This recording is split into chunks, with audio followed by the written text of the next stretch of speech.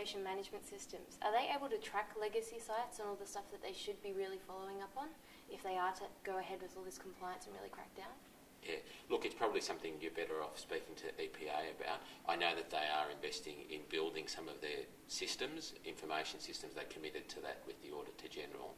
Just where that project is something that you would need to speak to EPA. So it wasn't part of your review? No, I didn't look at the systems. What I did find in the report is that, and this is familiar territory for the Ombudsman and the Auditor General, is that the legacy of those systems is that they are not that capable.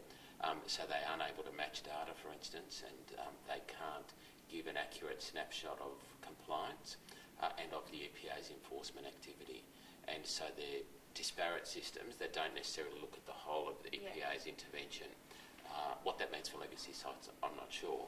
But for me, there does need to be a significant investment in those systems to make sure that the EPA is equipped to target its activity at the right areas. That'd be a linchpin of your report. Of course, it's no good having all these compliance activities if you can't monitor it. So I'd say you'd be very interested in whether or not. Well, that's right. And similarly, I mean, it all goes together, and that's why I call them building blocks. There's no point having the whiz-bang system if you don't have the culture and the processes that support people to make their decisions. And you can't regulate by the numbers, in my view. You've got to do that exercising judgment and discretion.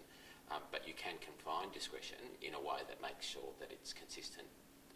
It doesn't really depend then on who the officer is or which part of the state they're in. The internal review you were saying would ensure consistency. When I was speaking to John about it, I think I recall him saying that it will really crack down on organisations much more than the layperson who might have been dealing with something for 20 years or 30 years, as you identified, and then has an issue and needs to speak about it with the EPA. Oh, that's right, yeah. So I think what he's probably referring to is that with internal review, because it's not hardwired in the legislation, we can really only do it for those people whose rights are affected by the issue of some instrument or some decision by EPA. And so what that means is if an EPA officer, for instance, issues a notice, there is a business usually at the other end of that notice, the respondent, and the pilot that I've proposed would allow that person to challenge that decision. The alternative, or a complement to that, which exists in some other jurisdictions, might allow a person who thinks EPA should have made a decision to challenge that. So an inaction, if you like. And that would allow, for instance, a local community member or a resident or a neighbourhood group, for instance, to challenge a decision for EPA not acting, for instance, on pollution or inadequately responding to pollution. Internal review will not cover that, but in my view there are some things about that in the report that would complement that and that would make sure that EPA is more consistent even in how it does that. Firstly, I think all people that make pollution reports deserve feedback. They deserve a receipt or some sort of formal acknowledgement that they've made the report. They deserve to know how the EPA will respond to the report, and that, in my view, is provided for in the compliance and enforcement policy and some of the policies which I would publish. I found that there was a lot of, as you know, a lack of awareness around what the EPA's jurisdiction was for environmental protection, and there's a big overlap and a lot of grey areas with local councils in particular. When will council respond? When will EPA respond?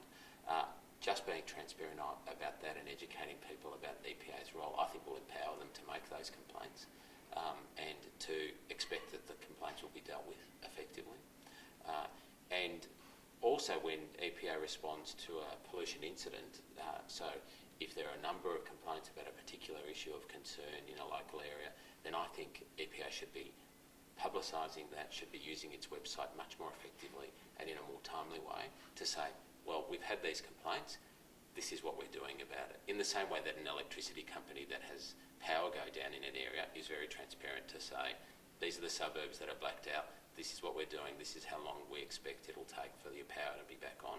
I think EPA has a similar role in publicly stating its position when it's responding to pollution complaints.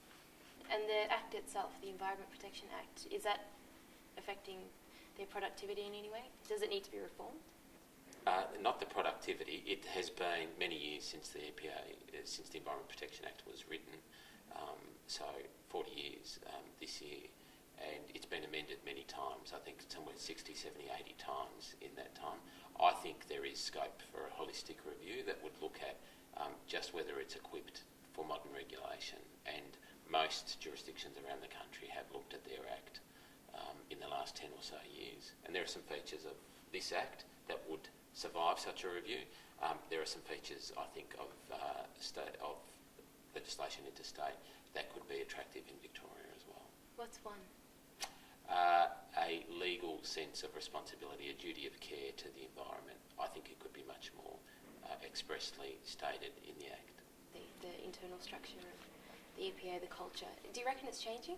Oh, absolutely. Look, I think that the work on the culture is critical because, as I said, the systems and the procedures only get you so far. I think that the culture of the place has come along in leaps and bounds. Oh, that's great. Well, in that case, Stan, I think we've taken enough of your time, and if we've got any further questions, you're sure to get an email from me. Okay. Thanks so much for your time today. Cheers. Pleasure. Thank you.